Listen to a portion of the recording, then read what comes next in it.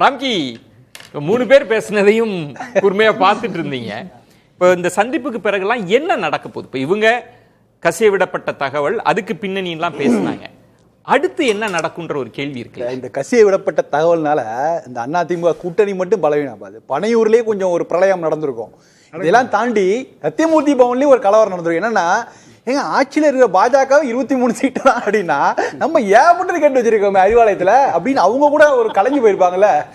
அதனால இது எல்லா கேம்புமே ஒரு உலுக்கி இருக்குன்னு தான் நான் சொல்றேன். அதாவது ஒரே கல்லுல எல்லா கட்சி மரத்துல இருந்து காய் அடிச்சிருக்காங்கன்றீங்க. ஆமா, கல்லுதான் தலையில விழுது. அதான் பிரச்சனை. காய் அடிக்க முயற்சி நடந்திருக்கு, காய் விடல, கல்லுதான் விழுந்திருக்கு. ராம்கி சொல்லுங்க, அடுத்து என்ன நடக்கும்? இதெல்லாம் தாண்டி ஆக்சுவலா நீங்க வந்து பியூஷ் கோயலுடைய வருகைங்கிறது ரொம்ப முக்கியமானதை நான் பாக்குறேன். ஏன்னா அவர் கடந்த முறை வந்த போது நாடாளுமன்றத்துக்கு முன்னாடி உலக முதலீட்டாளருக்கு சந்திப்பு தான் வந்தார். நம்ம நாட்டுக்கு வந்துட்டு முதல்வர் பாராட்டி பேசினார். பேசிட்டே ஒரு கமலாலயம் வந்துட்டு எங்க இருக்கிற கட்சிக்காரங்களாம் பேசினாங்க. அப்ப அவங்க சொன்ன தகவல் அப்படின்னா, நாங்க வந்து ரொம்ப தெளிவா இருக்கோம், தனித்து போட்டியிடும் இருக்கோம், 18% நம்ம வாங்கிட முடியும், பெரும்பாலான இடங்களை செகண்ட் பிளேஸ்க்கு வர முடியும், ஒரு 5 முறை 6 இடங்கள்ல பெற முடியலாம் ஒரு விஷயம் சொல்லும் போது அவருக்கு ரொம்ப சர்ப்ரைஸா இருந்தது. அவர் டெல்லியில போய் அங்க அவங்க கொடுத்த தகவலை செக் பண்ணிட்டு இவர் சொன்ன செய்தியை வைத்து தான் அன்னைக்கு ஃபைனல் ஆனிச்சு. ஓகே, இல்ல பாஜக தனியாக அதிமுக பாஜக கூட்டணி வரப்போவதில்லை அப்படிங்கிற விஷயம் அன்னைக்கு ஃபைனல் ஆனிச்சு. ஸோ அது போல பியூஷ் கோயல் வராருன்னா ஒரு முக்கியமான செய்தியை டெல்லியிலிருந்து கொண்டு வருகிறார், இங்கிருந்து ஒரு முக்கியமான செய்தியை டெல்லிக்கு எடுத்து போகிறார் அப்படின்னு தான் நாம புரிஞ்சுக்கிறோம். என்ன அது உங்களால அது என்னன்னா, அதான் நீங்க என்டிஏ கணக்கு இதெல்லாம் கட்சி எடுத்தெல்லாம் உங்களுக்கு தாண்டி பாஜகவுக்கும் அதிமுகவுக்கும் எவ்வளவு சீட்டு அப்படிங்கிற விஷயம் இன்னைக்கு நிச்சயமா பேசப்பட்டிருக்கும். இல்ல, இப்ப எனக்கு ஒண்ணு பார்வையாளர்களுக்கு நீங்க சொன்னோன்னே ஒரு ஆர்வம் அதிகமாயிருக்கு. டெல்லியில இருந்து என்ன தகவல் வந்திருக்கும், இப்ப இந்த மீட்டிங்க்கு பிறகு என்ன தகவல் டெல்லிக்கு போயிருக்கும்? இல்ல, நம்ம யூகத்தின் அடிவில் பேச வேணாம். நான் அவருடைய பாஸ்ட் கொஞ்சம் அனுமானிங்க. என்னன்னா, நம்ம ரொம்ப பிராட் செக்ஷரா என்டிஏல யார் எந்த கட்சி வரும் எவ்வளவு சீட் எல்லாம் பத்தி பேசி இருக்கோம். அவ்வளவுலாம் இல்ல. இது பாஜக என்கிற கட்சிக்கும் அதிமுக என்கிற கட்சிக்கும் இடையில் நடக்கிற ஒரு மீட்டிங், அவ்வளவுதான். ஓகே, இதை தாண்டி நீங்க வந்து நீங்க என்டிஏல யார் சேர்க்கிறது அதெல்லாம் இன்னைக்கு இல்ல. அதை தாண்டி சீட்டை பத்தி எல்லாம் பேசுறதுக்குலாம் வாய்ப்பே கிடையாது. ஸோ எங்கெங்கெல்லாம் போட்டியிடலாம், என்ன மாதிரி ஸ்ட்ராட்டஜி பண்ணலாம் அப்படிங்கிற மாதிரி ஒரு தகவல் நிச்சயமாக அவர் கமலாலயத்தில் போயிட்டு தான் அப்புறம் வந்து எடப்பாடி அவர்களை சந்திக்க வரார். ஸோ அதனால தமிழ்நாட்டு பாஜக என்ன நினைக்கிறாங்கிற அந்த கருத்தை எப்போதும் அவருடைய இது எப்போதும் அப்படிதான், முதல்ல அங்கே போயிட்டு தான். ஸோ அதனால அதுல ரொம்ப உறுதியா இருக்கா. ஸோ இன்னைக்கு இரு தரப்பும் உட்காந்து பேசியிருக்குல்ல. ஸோ இது வந்து கிட்டத்தட்ட ஒரு ஃபைனல் ஸ்டேஜ் தான். ஆக்சுவலாக என்னன்னா, பாஜக தரப்பும் அதிமுக தரப்பும் இன்னைக்கு எடுக்கிற முடிவுங்கிறது அந்த விஷயத்துல 2 பேரும் உறுதியா இருப்பாங்க. இல்ல என்ன சார், இதுல அவங்களே கமிட் பண்றாங்க, தேசிய ஜனநாயக கூட்டணியில் இடம்பெறக்கூடிய கட்சிகள் பற்றியும் பேசினேன் அப்படின்னா, நீங்க என்னென்ன கட்சின்னு பேசாம இவங்க 2 பேரும் என்ன நான் சொல்றேன், எதெல்லாம் உறுதியா இருக்குங்கிற விஷயத்தை நம்ம வந்து ஸ்பெகுலேஷன் பேசுறதா இதெல்லாம் உறுதியா இருக்கு. ரெண்டாவது ஒரு விஷயம் வந்து நான் ஏற்கனவே பல சொன்னதுதான், எடப்பாடி பழனிசாமி அவர்கள் ஓபிஎஸ் அவர்களையோ டிடி தினகரனையோ என்டிஏ இடம்பெறுவதில் அவருக்கு எந்த விதமான அப்ஜெக்ஷன் இருக்காதுன்னு நான் சொன்னேன். ஸோ எப்படி இடம்பெற வைக்கிறது அப்படிங்கிற சிக்கல் தான். டிடி தினகரன் மக்கள் கட்சி வச்சிருக்காரு, அவர் இந்தியாவில் ஜாயின் பண்ணல ஒரு பிரச்சனை இல்லை, அவர் தான் கன்சர்ன் ரைஸ் பண்ணார். ஸோ அதை அவர் மாற்றுக்கிறதுக்கு வாய்ப்பு இருக்குது. ஓபிஎஸ் அவர்களும் இன்னொரு தனி அமைப்பா இருக்கலாம், அந்த நேம் தான் பிரச்சனை, கொஞ்சம் டிஸ்டர்பன்ஸா இருக்கும் ஒழியா அதை ரீநேம் பண்ணிக்கலாம், அது ஒரு பெரிய விஷயம். கழகமா மாத்திட்டாரே கழகத்தை விட அது கூட அதிமுக மீட்பு உரிமை கழகம் இருக்காரு, அதை கூட அனைத்து இந்திய அதிமுக சேர்த்துக்கிட்டாங்க. ஒரு ஒரு அதிமுக உரிமை மீட்பு கூட இல்ல, அனைத்து இந்திய அண்ணா திராவிட முன்னேற்ற கழக உரிமை மீட்பு கழகம், எம்ஜிஆர் உரிமை மீட்புன்னு போட்டுக்கலாம், எல்லாம் ஜெயலலிதா உரிமை மீட்பு எப்படியா போட்டுக்கலாம், ஜஸ்ட் ரீநேம் ஒரு மீட்டிங்ல ரீநேம் பண்ணிடலாம். சரி, சோ அதனால அது ஒரு விஷயம் கிளியர் ஆயிட்டு. அதான் நான் திரும்ப சொல்றேன், எடப்பாடி அவர்களுக்கு அவருடைய பொசிஷன் பார்க்கும்போது அவர் திமுக எதிர்ப்பில் உறுதியா இருக்கிறார். அப்படிங்கும்போது யாரை வேணா வெல்கம் பண்ற இடத்துல தான் அவர் இருக்கார். வெல்கம்ன்ற இடத்துல கண்டிஷன் அப்ளை சார், யாரெல்லாம் வெல்கம் பண்றோன்ற இடத்துல கண்டிஷன் அப்ளை யாருக்கு இருக்குன்னா ஓபிஎஸ் அவர்களுக்கு தான் அதிகமா இருக்கு. இல்ல, நீங்க சொன்ன பாயிண்ட் என்னன்னா ராம்கி, இப்ப பாஜகவுல வராங்க, பியூஷ் கோயலுக்கு ஏன் அவர் வராரு, 2019 அவரோட ரோல் பெருசா இருந்தது. இப்ப அவர் வந்தாருன்னா எல்லாரும் எதிர்பார்ப்புன்னா மாற்று தரப்பு கிட்ட யாராவது பேசுவாங்களான்னா அப்படி ஒண்ணுமே நடக்கல. ஓபிஎஸ் அவர்கள் டிடிவி வெளிப்படையா சொல்றாங்க, என்கிட்ட யாருமே தொடர்புலயே இல்ல அப்படின்றாங்கன்னா என்ன கணக்குன்றது. அதனாலதான் நான் உறுதியா சொல்றேன், இன்னைக்கு அவங்க என்டிஏ கூட்டணி கட்டமைப்பு பத்தி எல்லாம் அவங்க பேசல. அவங்க பேசினது பாஜக கட்சி அதிமுக கட்சி 2 பத்தி தான் பேசியிருக்காங்க. நீங்க சொன்ன கண்டிஷன் அப்ளை இருக்கு. என்னன்னா, முதல் கண்டிஷன், நீங்க என்டிஏ இடம்பெறுவர்கள் திமுக எதிர்ப்பில் உறுதியாக இருக்க வேண்டும் என்கிற முதல் கண்டிஷன். 2வது கண்டிஷன், எடப்பாடி அவர்களை முதல் வேட்பாளராக ஏற்றுக்கொண்டு பிரச்சாரம் செய்யணும். நண்பர் துரை அது எப்படிங்க முடியும்? இல்ல, இப்ப பிரேமலதா விஜயகாந்த் அவங்களோட பேட்டியை எடுங்க சார். அவங்க வந்து வெளிப்படை 50-50 தான் இருக்கிறாங்க. பல இடங்கள்ல திமுகவை ஆதரிக்கிறாங்க, எதிர்க்கிறாங்க. இருங்க சார், ஒரே ஒரு விஷயம், அது ஒண்ணு நடக்குது. டிடிவி தினகரன் கரூர் இன்சிடென்ட்ல வெளிப்படையாகவே திமுகவை ஆதரிச்சு இப்படிதான் இருக்குன்னா இப்ப நீங்க எப்படி அதுக்கு என்ன அளவுகோல் வைப்பீங்க?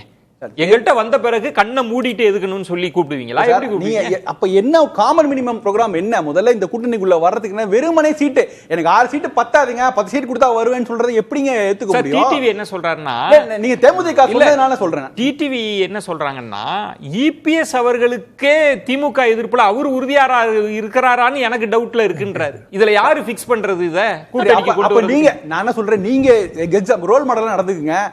இபிஎஸ் விட என்னால திமுக எதிர்ப்பை சரியா செய்ய முடியும், நீங்க ரோல் மாடல் நடத்துங்க. அப்ப உங்க பின்னாடி பாஜக வரும். அப்ப விஜயை விட ஒரு திமுக எதிர்ப்பு ரொம்ப உறுதியா இருக்காருன்னு எல்லாரும் வருவாங்க. நான் சொன்னது, நான் பிராக்டிகலா உள்ள சிக்கல் சொல்றேன். திரைக்கர் நண்பர் திரைக்கர் நான் சொன்னது கரெக்ட் தான். எங்க 2021 நாங்க பிரச்சாரம் பண்ணலீங்க, எடப்பாடி முதல்வர் கட்சிக்குள்ளே இருந்தாங்க, இவங்க எல்லாம் அதிமுக கட்சிக்குள்ளே இருந்தாங்க, கூட்டணிக்குள்ளே இருந்தாங்க. அப்படி இருக்கும்போதே 2021 எடப்பாடியை நாங்க முதல்வர் வேட்பாளராக நாங்க பிரச்சாரம் செய்யல, நாங்க அமைதியா இருந்தோங்கிற மாதிரி அவர் சொன்னாரு. அப்படின்னா சொல்லல. 2021 முதலமைச்சர் வேட்பாளராக அறிவித்து அதுல கையெழுத்து இல்ல சார், இல்ல யதார்த்தத்தை புரிஞ்சுங்க சகோதரா. இல்ல ராம்கி அவர்கள்ட்ட மட்டும் இத கேட்டறேன். இப்ப நீங்க என்ன நடக்கும்னு ஒரு கேள்வி இருக்குல்ல. இப்ப நீங்க சொல்லிட்டீங்க திமுக எதிர்ப்புல உறுதியா இருக்கிறவங்க எல்லாம் உள்ளுக்கு வந்துடலாம் அப்படின்றது. அது இப்ப அடுத்த கட்டம் ஓபிஎஸ் டிடிவி அவங்களோட பாஜக பேச்சுவார்த்தை நடத்துவாங்களா? அதுதான் இதை பாஜக 6 மாதங்களுக்கு முன்னாடி நடத்தி இருக்கணும். என்னைக்கு அவங்க அனௌன்ஸ் பண்ணாங்களே, அன்னைக்கு என்டிஏங்கிற வார்த்தையை அவங்க தான் பயன்படுத்தியது, பாஜக தான் பயன்படுத்தியது. இல்லனா இது அதிமுக பாஜக இடையான கூட்டணி. இன்னைக்கு அத பேசியிருப்பாங்களா? இன்னைக்கு நிச்சயமா பேசியிருப்பாங்க. அப்ப அதனால இன்னொரு செய்தி வருது, அந்த செய்தியை நம்ம அது உறுதிப்படுத்தாம தள்ளி விட்டுற முடியாது. எப்படின்னா, நான் அதிமுக பாமக தேமுதிக போன்ற கட்சிகளின் கூட்ட பேச்சுவார்த்தை நடத்தும், நீங்க இந்த விலகி நிக்கிறாங்கல்ல அவங்க கூட பேசுவாங்க. இதுக்கு நிச்சயமா வாய்ப்புகள் இருக்கு. ஏன்னா இதுவரைக்கும் நடக்காத விஷயங்கள், 6 மாதம் நடக்காத விஷயங்கள் யாராவது நடத்தணும்.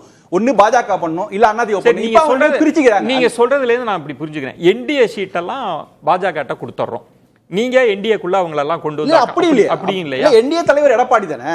இல்ல சொல்ல வரேன், இல்ல சார், தலைவர் தான ஒருங்கிணைக்கணும். இப்போ அப்ப அதுதான் துரைக்கண்ணன் அவர்கள் கேக்குற மாதிரி, இப்ப யார் போய் சார் ஓபிஎஸ் அவங்கள்ட்டயும் டிடிவி அவங்கள்ட்டயும் யார் சார் போய் பேசுறது? ஏன் பேசணும்? அது என்னன்னா, அதுதான் ஏப்ரல் மாதம் பாஜக செய்த தவறு. இருந்தவங்களே 2024 இருந்த அவங்க என்ன சொன்னாங்க, என்டிஏ இன்டாக்டா இருக்குங்க, என்டிஏவோட தலைவர் நீங்க தான் என்டிஏ எடுத்து கொடுத்தாங்க, ஆனா என்டிஏ இன்டாக்டா இல்ல. நான் சொல்லுவது நம்ம விட்டுருவோம் கடந்த காலத்தை. அடுத்து என்ன நடக்க போகுது? இதுதான் அடுத்து செய்ய வேண்டியது. இதுதான் ரொம்ப கஷ்டமான வேலை தான் எடப்பாடி செய்ய போறாரு. அவர் பாமகவை அந்த இரு தரப்பா நிக்கிறவங்களை ஒற்றுமைப்படுத்தி தேமுதிக, நீங்க சொல்ல தேமுதிக பெரிய சேலஞ்ச் ஆச்சுல, அவங்க சீட்ல ரொம்ப உறுதியா இருப்பாங்க. பாமகவை பண்ண போறாரு. ரொம்ப ஈஸியான வேலையை பாஜக கொடுத்திருக்காரு. ரொம்ப ஈஸியான வேலைங்கிறது டிடிவி தினகரனையும் ஓபிஎஸ் இந்த என்டிஏ கூட்டணிக்குள்ள கொண்டு வரதுக்கான வேலை அது ரொம்ப ஈஸியானது அப்படி நான் புரிஞ்சுக்கிறேன். அது உறுதிப்படுத்த தெரியல. இல்ல நான் என் கேள்வி, பாமகவுக்கு எல்லாம் பெரிய டிமாண்ட் இல்ல, நீங்க ரொம்ப ஈஸியான வேலைன்னு சொல்ற இல்ல சார், சீட் டிமாண்ட்ன்றது வேற. ஆனா டிடிவி அவங்களுக்கும் ஓபிஎஸ் அவங்களுக்கும் இருக்கிற பெரிய டிமாண்டே இபிஎஸ் அவங்க தான். அத நீங்க ரொம்ப ஈஸியான வேலைன்னு சொல்றீங்க. டிமாண்டே இபிஎஸ்னா எப்படிங்க இபிஎஸ் போய் அவங்க கிட்ட பேச்சுவார்த்தை? அப்புறம் பாஜக எப்படி என்ன சொல்லி பேச்சுவார்த்தை நடத்துவாங்க? அதுதானே சவால். அதுக்கு தானே நீங்க இருக்கீங்க. என்டிஏ அதுக்கு தானே இருக்கீங்க. பாஜக சவால். அவர் சொல்ற ஒரு துணி பலருமே சொல்றாங்க, பாஜக சொன்னா ஓபிஎஸ் அவங்க டிடிவி அவங்க எல்லாம் கேட்டுப்பாங்கன்னு. ஆனா டிடிவி அதுக்கு ரியாக்ட் பண்ணிட்டாரு, அப்படிலாம் என்ன மிரட்டிலாம் அப்படின்னு 3 முறை ரியாக்ட் பண்ணிட்டாரு. ஆனா ராம்கி சொல்றாரு, இனி பாஜக இவங்களோட எல்லாம் பேச்சுவார்த்தையை நடத்தும், பாமகவை மட்டும் ஏடிஎம்கே டீல் பண்ணுன்றது. ஷாம் கருத்து இருக்குங்களா?